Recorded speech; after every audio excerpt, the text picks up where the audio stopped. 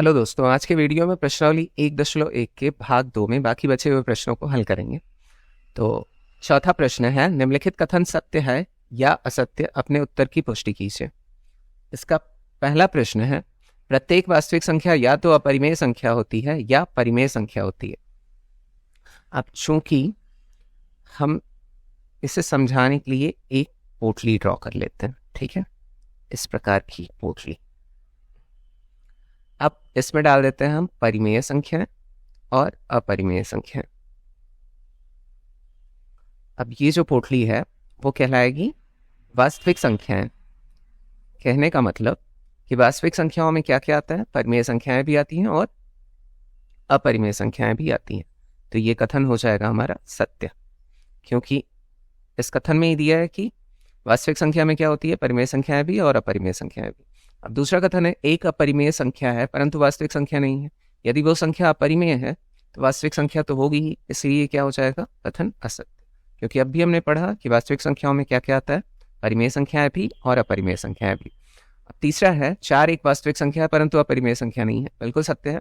क्यों? क्योंकि 4 को हम p/q के रूप में लिख सकते हैं, तो ये क्या हो जाएगा, परिमेय। और हमें पता है वास्तविक संख्याओं में क्या आती हैं, परिमेय संख्याएं भी आती हैं और अपरिमेय भी आती हैं।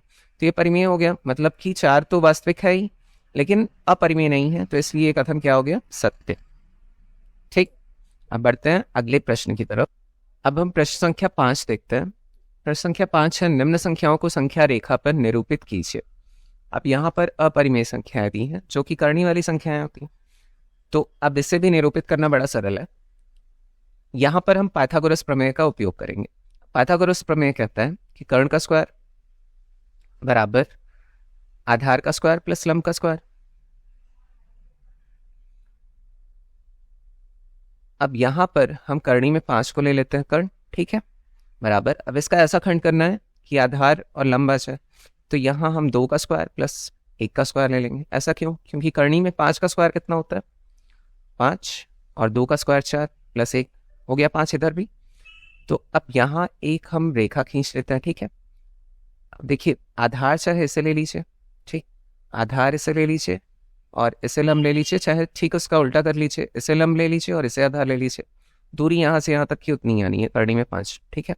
तो आप लोग लेके खुद से ट्राई करिएगा। मैं यहाँ पर इसे आधार ले रहा हूँ, इसे लंब, तो नीचे 2 यूनिट ले लेते हैं। यूनिट मतलब इकाई। अब इकाई में आप लोग सेंटीमीटर ले लीजिए चाहे इंच ले लीजिए।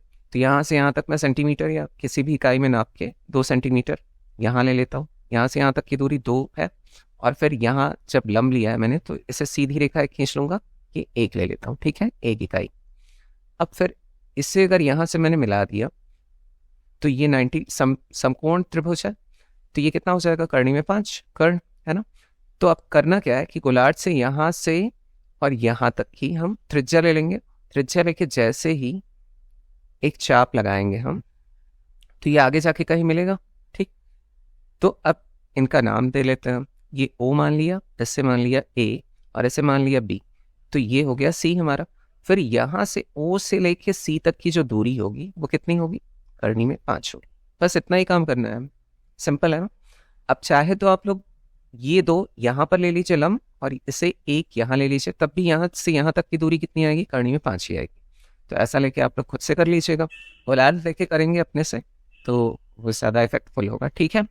तो अब सेकंड वाला इसका देख लेते हैं, दूसरा जो है, और इसमें से जो प्रश्न बच जाएंगे उसे आप लोगों को खुद ही करना है। तो यहाँ करनी में 17 है, तो करनी में 17 को भी हमें वैसे ही लिखना है, ठीक। तो करनी में 17 को अब ले लेते हैं हम।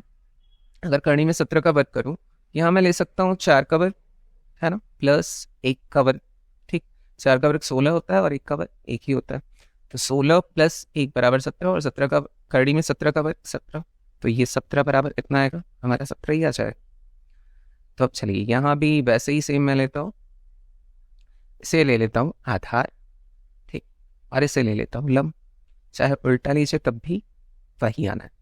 तो फिर एक रेखा खींच लेंगे, फिर नीचे जो है यहाँ से यहाँ तक मैं ले लेता हूँ 4 इकाई, और यहाँ से 1 इकाई ले लिया मैंने, ये 1 हो गया। अब इस रेखा को जब मिलाऊंगा मैं तो ये कितना बनेगा, मेरा करनी में 17 हो जाएगा, ठीक। अब फिर यहाँ से मुझे गोलार्ध की सहायता से यहाँ तक त्रिज्या लेनी है, लेकर फिर हम चाप लगाएंगे, आगे जाके कहीं यहाँ पर ऐसे चाप मिल जाएगा, तो ये भी सी मान लेते हैं। फिर वही करेंगे ओ ए सी और ऊपर बी ले लिया, तो ओ से सी तक की दूरी कितनी आएगी मेरी, करनी में 17। और यही क्या है हमारा, ये जो पॉइंट है वो संख्या रेखा पर ही प्रदर्शित हो रहा है ना, तो ये करनी में 17 आएगा, ठीक, सी वाला। तो इसी प्रकार इसका अगला प्रश्न भी देख लेते हैं। अगला प्रश्न है करनी में 10। अब करनी में 10 का भी ऐसा खंड करना है कि वही सेम पाइथागोरस प्रमेय वाला बन जाए। तो करनी में 10 को हम करनी में 10 का वर्ग अगर लिखें तो यहाँ मैं ले सकता हूँ 3 का वर्ग प्लस 1 का वर्ग। अब यहाँ फिर सेम इसे ले लेता हूँ मैं आधार और इसे ले लेता हूँ लंब। अब एक रेखा खींच लेते हैं।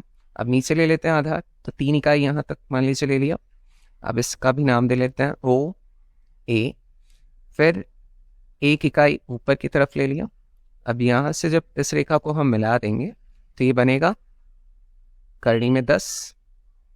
फिर यहाँ से गोलार्ध की सहायता से यहाँ तक का त्रिज्या लेना है, फिर एक चाप लगाएंगे हम, तो ये आगे जाके कहीं पर कट करेगा। इस बिंदु को मान लेते हैं हम सी।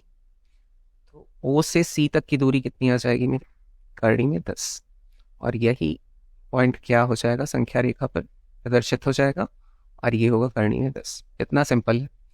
तो ये वाला जो प्रश्नावली है यहीं पे समाप्त हो जाती है। इसके जो भी प्रश्न बचे होंगे आप लोग खुद से ट्राई करिएगा, आप लोगों का प्रैक्टिस हो जाएगा। अगर नहीं आता है तो कमेंट बॉक्स में बताइएगा, मैं उसे हल कराऊंगा। तो आज के लिए इतना ही, फिर मिलते हैं नेक्स्ट वीडियो में।